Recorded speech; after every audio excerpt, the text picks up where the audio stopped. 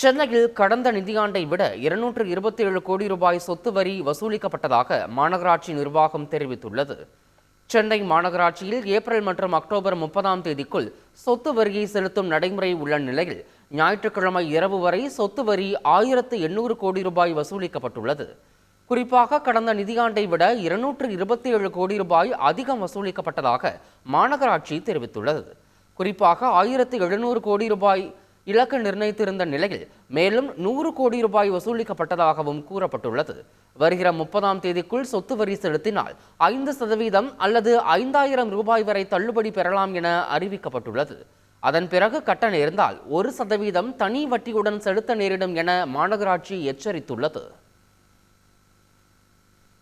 கடந்த 2016ஆம் ஆண்டு அறிமுகப்படுத்தப்பட்ட 2000 ரூபாய் நோட்டுகளை கடந்த ஆண்டு வாபஸ் பெறுவதாக ரிசர்வ் வங்கி அறிவித்திருந்தது. இந்த அறிவிப்பு வெளியானது போது 3,56,000 கோடி ரூபாய் மதிப்பிலான 2000 ரூபாய் நோட்டுகள் புழக்கத்தில் இருந்தன. கடந்த மார்ச் 29ஆம் தேதி நிலவரப்படி 97.69% நோட்டுகள் வங்கிக்கு திரும்பிவிட்டன.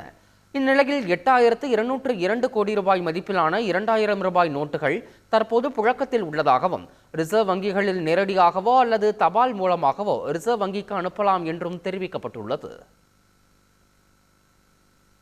கடந்த தயாரிப்பு ஆண்டில் 2829 ரயில் பெட்டிகளை தயாரித்துள்ளதாக ஐசிஎஃப் தெரிவித்துள்ளது. கடந்த 2023ஆம் ஆண்டு தயாரிக்கப்பட்ட ரயில் பெட்டிகளின் எண்ணிக்கை குறித்து ஐசிஎஃப் அறிக்கை வெளியிட்டுள்ளது. அதன்படி கடந்த ஆண்டில் 2829 ரயில் பெட்டிகளை தயாரித்துள்ளதாக ஐசிஎஃப் தெரிவித்துள்ளது. இது முந்தைய தயாரிப்பு ஆண்டின் எண்ணிக்கையான 2072ஐ விட அதிகமாகும்.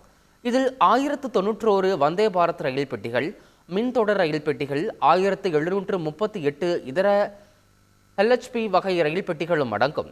ரயில் தட பாதுகாப்பு ஆய்விற்காக முன் எப்போதும் இல்லாத அளவிற்கு 19 தானியங்கி ஆய்வு ரயில் பெட்டிகள் தயாரிக்கப்பட்டுள்ளதாக கூறப்பட்டுள்ளது. மேலும் முன்பதிவற்ற அம்ரித் பாரத் ரயில் பெட்டிகளில் மடக்கக்கூடிய உணவு மேசை, மொபைல் சார்ஜிங் பாயிண்டுகள், மொபைல் ஹோல்டர்கள் உள்ளிட்டவை பொருத்தப்பட்டுள்ளதாகவும் தெரிவிக்கப்பட்டுள்ளது.